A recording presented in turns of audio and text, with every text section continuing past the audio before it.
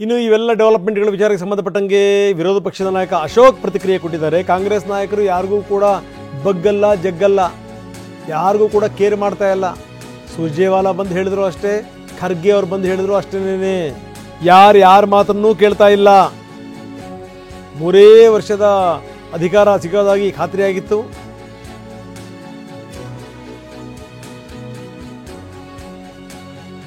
ಖರ್ಗೆ ಮಾತಿಗೂ ಬೆಲೆ ಇಲ್ಲ, ಸುರ್ಜೇವಾಲಾ ಮಾತಿಗೂ ಬೆಲೆ ಇಲ್ಲ ಅಂತಾರೆ ಅಶೋಕ್.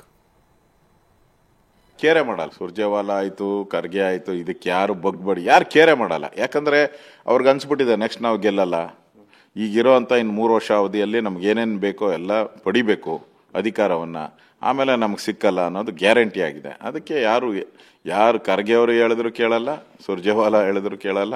ಆ ಪರಿಸ್ಥಿತಿಗೆ ಕಾಂಗ್ರೆಸ್ಸಿನ ಇಲ್ಲಿನ ಸರ್ಕಾರ, ಇಲ್ಲಿನ ಮಂತ್ರಿಗಳು ಬಂದೋಗ್ಬಿಟ್ಟಿದ್ದಾರೆ. ಅವರು ತೀರ್ಮಾನ ಮಾಡಿಬಿಟ್ಟಿದ್ದಾರೆ. ಅವರು ಇಟ್ಟರ ಔಟ್ ಅಂತ ಅನ್ನೋ ಥರ ತೀರ್ಮಾನ ಮಾಡಿಬಿಟ್ಟಿದ್ದಾರೆ. ಏನನ್ನ ಮಾಡಿ ಈಗ ಇನ್ನು 6 ತಿಂಗಳಲ್ಲಿ ನಾವು ಎಲ್ಲ ಅಧಿಕಾರವನ್ನು ಪಡಿಬೇಕು, ಉಪಮುಖ್ಯಮಂತ್ರಿಗಳಾಗಬೇಕು. ಬರೀ ನಮ್ಮ ಪ್ರತಿನಿಧಿ ಪ್ರಸನ್ನ ಈಗ ನಮ್ಮೊಂದಿಗೆ ನೇರ ಸಂಪರ್ಕದಲ್ಲಿದ್ದಾರೆ. ಪ್ರಸನ್ನ, ಇಲ್ಲಿ ತನಕ ಹಲವಾರು ಬಾರಿ ಡಿ ಕೆ ಶಿವಕುಮಾರ್ ಅವರ ಮಾತನ್ನು ಕೇಳಿದ್ದೀವಿ. ಡಿ ಕೆ ಶಿವಕುಮಾರ್ ಏನು ಅಂತಂದರೆ ಏನೇನು ಮಾಡಬೇಕು ಒಳಗಿಂದೊಳಗೆ ಎಲ್ಲ ಪ್ರಯತ್ನಗಳನ್ನು ಮಾಡ್ತಾರೆ ಒಬ್ಬ ರಾಜಕಾರಣಿಯಾಗಿ. ಯಾಕಂದರೆ ಅವರು ಕೂಡ 24 ಗಂಟೆ ರಾಜಕಾರಣಿ. ಏನೇನು ಮಾಡಬೇಕು, ಯಾವ ಸಂದರ್ಭದಲ್ಲಿ ಯಾವ ರೀತಿ ಯಾರಿಗೆ ಕಡಿವಾಣ ಹಾಕಬೇಕು, ಯಾರನ್ನು ಬಾಯಿ ಮುಚ್ಚಿಸಬೇಕು ತುಂಬ ಚೆನ್ನಾಗಿ ಗೊತ್ತು. ಅದೆಲ್ಲ ಆದಮೇಲೆ ಏನೂ ಆಗೇ ಇಲ್ಲ ಅನ್ನೋ ರೀತಿಯಲ್ಲಿ ಮಾತಾಡ್ತಾರೆ. ಈಗ ಖರ್ಗೆ ಅವ್ರ ಬಗ್ಗೆ ಅವ್ರು ಹೇಳಿದಂಥ ಮಾತು, ಖರ್ಗೆ ಎಲ್ರಿಗೂ ವಾರ್ನ್ ಮಾಡಿದ್ದಾರೆ. ಬರೀ ಎಲ್ರಿಗೂ ಅಲ್ಲ, ನನ್ನನ್ನು ಸೇರ್ಕೊಂಡಂಗೆ ಬಾಯಿ ಮುಚ್ಕೊಳ್ಳೋಕೆ ಹೇಳಿದರು ಅನ್ನೋದ್ರ ಮುಖಾಂತರ ತಮ್ಮನ್ನು ಸೇರಿಸ್ಕೊಂಡ್ಬಿಡ್ತಾರೆ ಅವರು. ಅದೇ ರೀತಿ ಈಗ ಅವ್ರು ಹೇಳಿರೋದು, ಮೊದಲಿಂದಲೂ ಕೂಡ ನಾನು ತ್ಯಾಗ ಮಾಡ್ಕೊತ ಬಂದಿದ್ದೀನಿ. ಸಿದ್ದರಾಮಯ್ಯನವರ ಆರಂಭದ ಅವಧಿ ಅವಾಗಿನೂ ಮಂತ್ರಿ ಮಾಡಿರಲಿಲ್ಲ ಇವ್ರನ್ನ.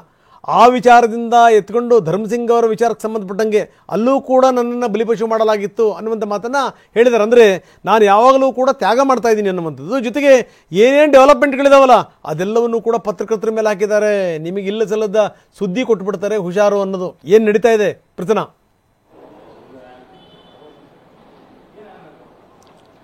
ರಂಗನಾಥ, ಮಾಧ್ಯಮಗಳಲ್ಲಿ ಬರುವಂತಹ ಸುದ್ದಿಗಳು ಶೂನ್ಯದಿಂದ ಸೃಷ್ಟಿಯಾಗೋದಿಲ್ಲ, ಬೆಂಕಿ ಇಲ್ಲದೆ ಹೊಗೆ ಆಡೋದಿಲ್ಲ. ಯಾವುದಾದ್ರೂ ಒಬ್ಬ ನಾಯಕ ತನ್ನ ಮನಸ್ಸಿನ ಅಭಿಪ್ರಾಯವನ್ನ ಬಹಿರಂಗವಾಗಿ ಹೇಳಿದ ತಕ್ಷಣವೇ ನಿಜಕ್ಕೂ ಕೂಡ ಅದಕ್ಕೊಂದು ಸ್ವರೂಪ ಬರುತ್ತೆ. ಅದರ ರಾಜಕೀಯ ವಿಶ್ಲೇಷಣೆಗಳು ಬೇರೆ ಬೇರೆ ರೀತಿ ಇರುತ್ತೆ. ಇದೀಗ ನಡೀತಾ ಇರುವಂತಹ ಕಾಂಗ್ರೆಸ್ನ ಗೊಂದಲಗಳ ವಿಚಾರದಲ್ಲೂ ಕೂಡ ಮಲ್ಲಿಕಾರ್ಜುನ್ ಖರ್ಗೆ ಅವರು ವಾರ್ನಿಂಗ್ ಕೊಡೋ ತನಕವೂ ಕೂಡ ಎಲ್ಲ ಸಚಿವರು ಸೇರಿದಂತೆ ಪ್ರತಿಯೊಬ್ಬರು ಕೂಡ ಪವರ್ ಶೇರಿಂಗ್ ಬಗ್ಗೆ ಮಾತನಾಡ್ತಿದ್ರು. ಯಾವಾಗ ಖರ್ಗೆ ಅವರು ಖಡಕ ಅಂತ ವಾರ್ನಿಂಗ್ ಅನ್ನ ಕೊಟ್ಟರು, ಈಗ ಪವರ್ ಶೇರಿಂಗ್ ಬದಲಾಗಿ ರಾಜ್ಯದ ಜನರ ಕೇರಿಂಗ್ ಬಗ್ಗೆ ಮಾತನಾಡ್ತಿದ್ದಾರೆ. ಈ ರೀತಿ ಎಲ್ಲ ಸಚಿವರ ಧಾಟಿ ಕೂಡ ಬದಲಾಗಿದೆ. ಅದೇ ರೀತಿಯಲ್ಲಿ ಡಿ ಕೆ ಶಿವಕುಮಾರ್ ಅವರು ಕೂಡ ತಮ್ಮ ಧಾಟಿಯನ್ನು ಬದಲಾಯಿಸಿಕೊಂಡಿದ್ದಾರೆ. ಒಂದು ಪದೇ ಪದೇ ಡಿ ಕೆ ಶಿವಕುಮಾರ್ ಅವರು ಪ್ರೂವ್ ಮಾಡೋದಕ್ಕೆ ಹೊರಟಿರುವಂತದ್ದು ತಾನು ಪಕ್ಷದ ನಿಷ್ಠಾವಂತ ನಾಯಕ ಮತ್ತು ಕಾರ್ಯಕರ್ತ ಅನ್ನುವಂಥದ್ದನ್ನ ಎಲ್ಲೆಲ್ಲಿ ಅವಕಾಶ ಸಿಕ್ಕಿದೆಯೋ ಆ ಎಲ್ಲ ಸಂದರ್ಭದಲ್ಲೂ ಕೂಡ ಡಿ ಕೆ ಶಿವಕುಮಾರ್ ಅವರು ಅದನ್ನೇ ಪ್ರೂವ್ ಮಾಡ್ಕೊಳ್ಳೋದಕ್ಕೆ ಹೊರಟಿದ್ದಾರೆ. ಇವತ್ತಿನ ಬೆಳಗಾವಿಯಲ್ಲಿ ನಾಳೆ ನಡೀತಾ ಇರುವಂತಹ ಅಧಿವೇಶನ ಮತ್ತು ಇವತ್ತಿನ ಸದ್ಯದ ಕಾಂಗ್ರೆಸ್ನ ಸ್ಥಿತಿಗತಿಗಳ ಮುನ್ನೆಲೆಯಲ್ಲಿ ಇಟ್ಕೊಂಡು ನೋಡಿದಾಗಲೂ ಕೂಡ ಡಿ ಕೆ ಶಿವಕುಮಾರ್ ಅವರು ಪದೇ ಪದೇ ಹೇಳ್ತಾ ಇರುವಂತದ್ದು, ನಾನು ಪಕ್ಷಕ್ಕಾಗಿ ತ್ಯಾಗ ಮಾಡಿದ್ದೇನೆ, ಪಕ್ಷದ ಇಮೇಜ್ ಅನ್ನು ಹೆಚ್ಚಿಸೋದಕ್ಕೆ ಕೆಲಸ ಮಾಡಿದ್ದೇನೆ, ಪಕ್ಷಕ್ಕೋಸ್ಕರ ನಾನು ಕಳೆದ 10 ವರ್ಷಗಳಿಂದ ತ್ಯಾಗ ಮಾಡ್ಕೊಂಡು ಬಂದಿದ್ದೇನೆ ಎನ್ನುವಂಥದ್ದನ್ನ. ನಿಜಕ್ಕೂ ಕೂಡ ಸಿದ್ದರಾಮಯ್ಯನವರ ಮೊದಲ ಅವಧಿಯ ಸಂದರ್ಭದಲ್ಲಿ ಸುಮಾರು 6 ತಿಂಗಳ ಕಾಲ ಕ್ಯಾಬಿನೆಟ್ ನಲ್ಲಿ ಡಿ ಕೆ ಶಿವಕುಮಾರ್ ಇರಲಿಲ್ಲ. ಅಂತ ಸಂದರ್ಭದಲ್ಲಿ ಡಿ ಕೆ ಶಿವಕುಮಾರ್ ಅವರ ಕೈ ಹಿಡಿದಂತದ್ದು ಮತ್ತದೇ ಸೋನಿಯಾ ಗಾಂಧಿ ಅವರು. ಸೋನಿಯಾ ಗಾಂಧಿ ಅವರ ಮನೆ ಬಾಗಿಲನ್ನ ತಟ್ಟಿ ಡಿ ಕೆ ಶಿವಕುಮಾರ್ ಅವರು ಕ್ಯಾಬಿನೆಟ್ ನ ಒಳಗೆ ಪ್ರವೇಶ ಮಾಡುವಂತ ಕೆಲಸ ಮಾಡ್ತಾರೆ.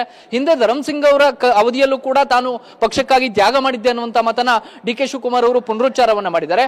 ಜೊತೆಗೆ ನಾನು ಪಕ್ಷದ ನಿಷ್ಠಾವಂತ ಕಾರ್ಯಕರ್ತ, ಉಳಿದಂತ ಎಲ್ಲ ನಾಯಕರನ್ನು ಕೂಡ ಸಮಾನವಾಗಿ ಕಾಣ್ತೀನಿ, ಶಾಸಕರಿರಲಿ, ಸಚಿವರಿರಲಿ, ಕಾರ್ಯಕರ್ತರಿರಲಿ ಅವರೆಲ್ಲರನ್ನೂ ಕೂಡ ಒಂದೇ ತಕ್ಕಡಿಯಲ್ಲಿ ಹಾಕಿ ನೋಡ್ತೀನಿ ಅನ್ನುವಂತಹ ಧಾಟಿಯಲ್ಲಿಯೇ ಡಿ ಕೆ ಶಿವಕುಮಾರ್ ಅವರು ಮಾತಾಡಿದ್ದಾರೆ. ಅಂದ್ರೆ ಆ ಮೂಲಕ ತನ್ನ ಬಗ್ಗೆ, ತನ್ನ ವರ್ಚಸ್ಸಿನ ಬಗ್ಗೆ ಪಕ್ಷದಲ್ಲಿ ಯಾವುದೇ ರೀತಿಯ ಭಿನ್ನಾಭಿಪ್ರಾಯಗಳಿಲ್ಲ ಅನ್ನುವಂಥದ್ದನ್ನ ಸಾಬೀತು ಮಾಡಿಸಿಕೊಳ್ಳುವಂತ ಒಂದಷ್ಟು ಪ್ರಯತ್ನಗಳನ್ನ ಡಿ ಕೆ ಶಿವಕುಮಾರ್ ಅವರು ಮಾತನಾಡ್ತಾ ಇದ್ದಾರೆ. ಇದು ಬಹುತೇಕ ಡಿ ಕೆ ಶಿವಕುಮಾರ್ ಅವರಿಗೆ ಪರೋಕ್ಷವಾಗಿ ಇದು ಒಂದು ರೀತಿಯಲ್ಲಿ ಶ್ರೀರಕ್ಷೆಯಾಗಿದೆ. ಕಳೆದ ಹಲವಾರು ತಿಂಗಳುಗಳಿಂದ ಕಾಂಗ್ರೆಸ್ನಲ್ಲಿ ನಡೀತಾ ಇರುವಂತಹ ಎಲ್ಲ ಗೊಂದಲಗಳ ಸಂದರ್ಭದಲ್ಲೂ ಕೂಡ ಇದೇ ಅಂಶವನ್ನ ಮುಂದಿಟ್ಕೊಂಡು ಡಿ ಕೆ ಶಿವಕುಮಾರ್ ಅವರು ಒಂದು ರೀತಿಯಲ್ಲಿ ಶೀಲ್ಡ್ ಮಾಡ್ಕೊಂಡಿದ್ದಾರೆ. ಮತ್ತು ಕಾಂಗ್ರೆಸ್ ಹೈಕಮಾಂಡ್ ಕೂಡ ಇದೇ ಕಾರಣಕ್ಕೋಸ್ಕರ ಅವರಿಗೆ ತನ್ನ ಕೃಪಾ ಕಟಾಕ್ಷವನ್ನು ತೋರಿಸಿದೆ ಅನ್ನುವಂತ ವಿಶ್ಲೇಷಣೆಗಳಿದ್ದಾವೆ. ಮಲ್ಲಿಕಾರ್ಜುನ್ ಖರ್ಗೆ ಅವರು ಈ ರೀತಿ ಖಡಕ ಅಂತ ಎಚ್ಚರಿಕೆಯನ್ನ ಕೊಟ್ಟ ಬಳಿಕ ಡಿ ಕೆ ಶಿವಕುಮಾರ್ ಜೊತೆಗೆ ಉಳಿದ ನಾಯಕರ ಧಾಟಿ ಕೂಡ ಬದಲಾಗಿದೆ. ಹೌದು, ನಾವು ಇನ್ಮೇಲೆ ಪವರ್ ಶೇರಿಂಗ್ ಬಗ್ಗೆ ಮಾತನಾಡೋದಿಲ್ಲ, ರಾಜ್ಯದ ಜನರ ಕೇರಿಂಗ್ ಬಗ್ಗೆ ಮಾತನಾಡ್ತೀವಿ ಅನ್ನುವಂತಹ ರೀತಿಯಲ್ಲಿಯೇ ಎಲ್ಲ ನಾಯಕರು ಕೂಡ ಹೇಳಿಕೆಗಳನ್ನ ಕೊಡ್ತಾ ಇದ್ದಾರೆ.